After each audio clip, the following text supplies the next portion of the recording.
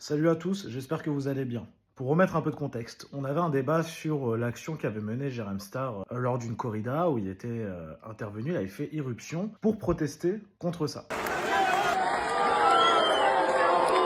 La chroniqueuse, du coup, dit tout simplement qu'elle peut penser peut-être que c'est pour le buzz, qu'elle n'est pas sûre en gros de l'action de Jérém Star en soi, elle donne son avis. On isole l'extrait, on le met sur TikTok, surtout qu'à la fin, elle dit bien que l'action est bien, mais qu'elle a certains doutes. De là, on s'est fait attaquer par des fans de Jérém Star à fond. Enfin, des fans peut-être, des personnes qui le défendent. Il n'y a pas de souci, chacun peut donner son avis, mais au bout d'un moment, quand ça part sur beaucoup de messages qui peuvent être rabaissants, des genres de messages de ce type,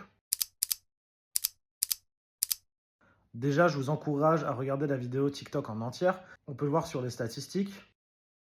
Il n'y a pas grand monde qui a regardé en entier. Je sais très bien que quand il y a quelque chose de négatif, on va le dire. Quand c'est positif, on le dit moins. Mais on a des commentaires où les gens nous expliquent que Jérém Star a fait d'autres choses, que Jérém Star a mené d'autres actions. En soi, nous, on les prend. Ça nous donne des infos. Cette vidéo, je la fais pas pour me plaindre du tout. C'est juste que c'est dommage et c'est ahurissant de se dire que nous, on publie une vidéo de 50 secondes où c'est quelqu'un qui donne son avis et tous les gens s'insurgent. On a plus de commentaires presque de likes où c'est que des gens qui s'insurgent. On n'est pas du même avis.